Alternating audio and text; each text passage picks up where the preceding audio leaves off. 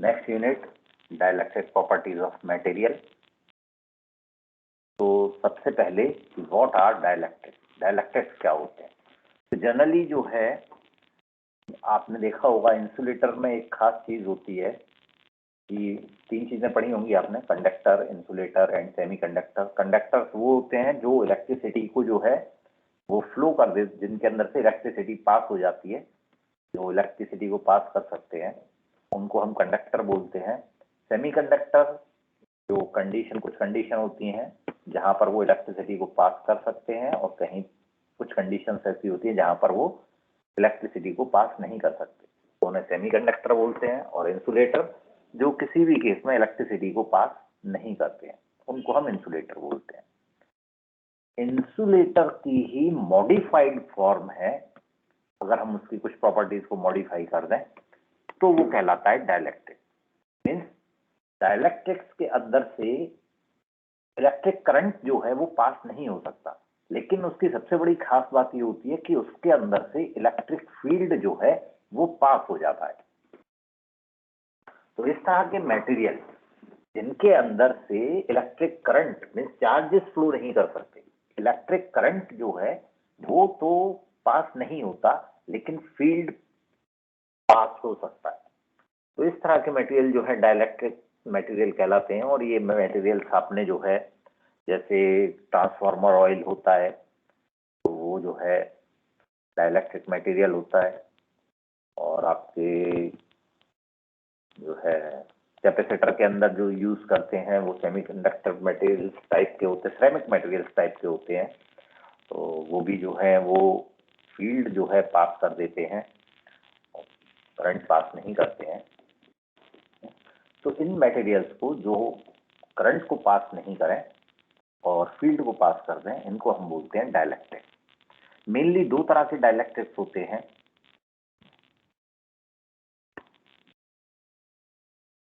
Polar dielectrics, non polar dielectrics.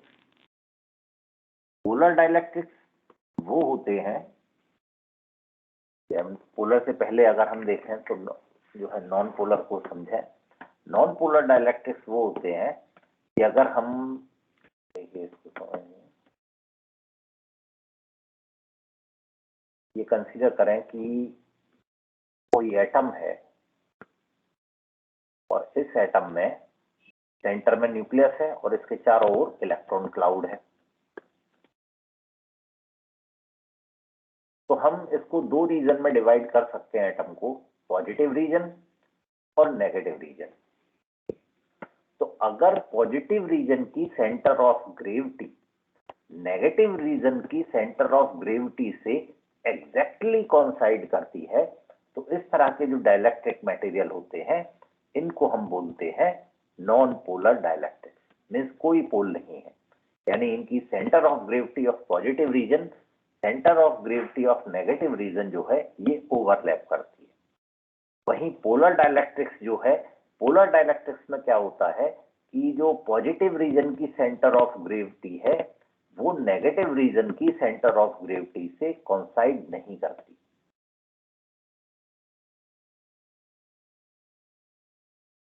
Negative reason की centre of gravity से कॉन्साइड नहीं करती,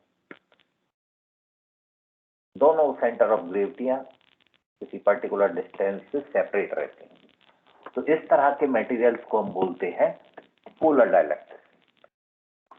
नॉन पोलर डाइलेक्ट्रिक्स में क्योंकि सेंटर ऑफ ग्रेविटी जो है वो कॉन्साइड करती है, इसलिए इसके ऊपर डाइपोल मोमेंट अगर हम कैलकुलेट करें, डाइपोल मोमेंट क्या होता है कि charge and distance between charges, product of charge and distance between charge.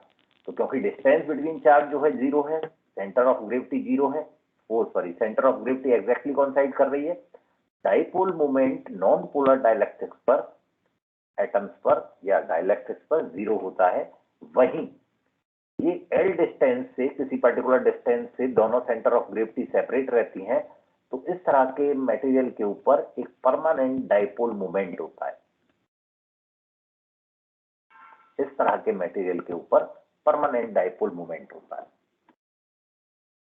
Non polar dielectric का अगर आप एग्जांपल लिखें, बेंजीन है, मीथेन है, और पोलर डाइलेक्ट्रिक्स में अगर आप देखें तो HCl, NH3, water, NH3 ammonia, ये नॉन पोलर डाइलेक्ट्रिक के केस है। अगर हम इन पोलर और पोलर डाइलेक्ट्रिक्स और नॉन पोलर डाइलेक्ट्रिक्स के ऊपर फील्ड अप्लाई करें तब क्या होगा? तो अगर हम इन मटेरियल के ऊपर फील्ड अप्लाई करते हैं, तो सपोज अगर नॉन पोलर डाइलेक्ट्रिक है और हम इसके ऊपर फील्ड अप्लाई करते हैं तो क्या होगा कि देखिए, जैसे यहां आप देख रहे हैं ये नॉन पोलर डाइलेक्ट्रिक्स का केस है। एटम की पॉजिटिव रीजन और नेगेटिव रीजन की सीजीज जो है वो ओवरलैप कर रही हैं। और सपोज अगर हम इसमें इलेक्ट्रिक फील्ड अप्लाई करें, इस डायरेक्शन में सपोज हमने इलेक्ट्रिक फील्ड अप्लाई किया, तो इलेक्ट्रिक फील्ड क्या करेगा? पॉजिटिव रीजन को पुश करेगा और नेगेटिव रीजन को अट्रैक्ट करेगा।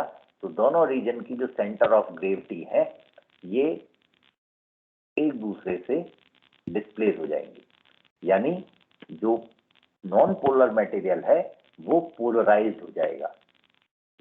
अब उनके बीच में उनकी जो सीजीज है वो ओवरलैप नहीं कर रही हैं। ओवरलैप नहीं करेंगी तो डाइपोल मोमेंट डेवलप हो जाएगा।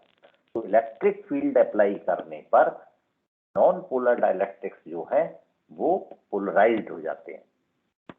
और जैसे ही हम फील्ड को रिमूव करते हैं, जैसे ही हमने फील्ड को रिमूव किया, तो ये जो पॉजिटिव और नेगेटिव रीजन है ये एक दूसरे को कूलॉम फोर्स से अट्रैक्ट करेंगे, तो वो कूलॉम फोर्स वापस इनको उसी डायरेक्शन में ले आता है।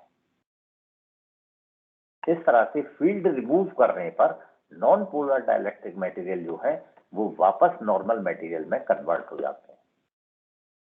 वहीं अगर हम पोलर डाइलेक्ट्रिक्स को देखें तो पोलर डाइलेक्ट्रिक्स के केस में जो मॉलिक्यूल्स हैं उनके ऊपर परमानेंट डाइपोल मोमेंट होता है, क्योंकि डाइपोल मोमेंट एक वेक्टर क्वांटिटी है, इसीलिए इन मॉलिक्यूल्स को हम एरो से डिफाइन करते हैं। तो अगर हम देखें, जैसे ही मटेरियल में देखें, ये जो मटेरियल के अंदर ये जो डाइपोल्स हैं, जो टाइनी डाइपोल्स हैं, छोटे छोटे डाइपोल्स हैं, जो एटम्स हैं उनके ऊपर परमानेंट डाइपोल मोमेंट है, तो ये पूरे मटेरियल के अंदर एट रैंडम डिस्ट्रीब्यूटेड रहते हैं। एट रैंडम डिस्ट्रीब्यूटेड होने की वजह से क्या होता है कि इनके डाइपोल मोमेंट एक दूसरे को कैंसिल करते रहते हैं, जिसकी वजह से नेट डाइपोल मोमेंट पूरे मटेरियल के ऊपर 0 होता है। लेकिन जैसे ही हम इलेक्ट्रिक फील्ड अप्लाई करते हैं, सपोज इस डायरेक्शन में हमने फील्ड अप्लाई किया, जैसे ही हम इलेक्ट्रिक फील्ड अप्लाई करते हैं ये सारे के सारे डाइपोल जो है in the direction of field align हो जाते हैं,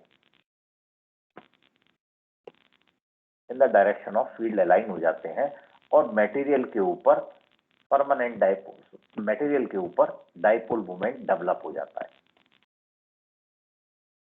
तो इस तरह से पोलर डाइलेक्ट्रिक्स भी फील्ड अप्लाई करने पर डाइपोल मोमेंट डेवलप हो जाता है और पोलराइज हो जाता है मटेरियल। लेकिन जब हम पोलर डाइलेक्ट्रिक्स से फील्ड रिमूव करते हैं तो आप देखें, ये सपोज ये मॉलिक्यूल है और ये इसकी एक्सिस है, इतना ये इससे डेविएट हो रहा है। तो जब हम फील्ड अप्लाई करेंगे तो एक फोर्स लगेगा इसको जो रोटेट करेगा in the direction of field, align करने की कोशिश करेगा। तो इस रोटेशन में क्या होगा कि एक एनर्जी डेवलप होगी, जिस एनर्जी को ये मॉलिक्यूल स्टोर कर लेता है। तो जैसे ही हम फील्ड रिमूव करते हैं वो एनर्जी उस मॉलिक्यूल को वापस उसी डायरेक्शन में ले आती है, रीस्टोरिंग फोर्स, रीस्टोर कर देती है। तो वो फोर्स उसको रिक्वायर्ड एनर्जी प्रोवाइड करता है वापस उसी डायरेक्शन में आने के लिए। तो जैसे ही हम फील्ड रिमूव करते हैं मटेरियल वापस उसी डायरेक्शन में आ जाता है। तो ये पोलर डाइलेक्ट्रिक्स और पोलर डाइलेक्ट्रिक्स और नॉन पोलर डाइलेक्ट्रिक्स की बातें हैं। एक और यहाँ चीज हम डिफाइन करते हैं वो है डाइलेक्ट्रिक कांस्टेंट। डाइलेक्ट्रिक कांस्टेंट ये आप लोगों ने पढ़ा हुआ है कि ये रेशियो होता है permittivity to the medium to the permittivity of free space. इसको के से भी डिफाइन करते हैं क्योंकि ये एक रेशियो है, इसकी कोई डायमेंशन या यूनिट नहीं होती। ये कुछ बातें डाइलेक्ट्रिक्स के बारे में है।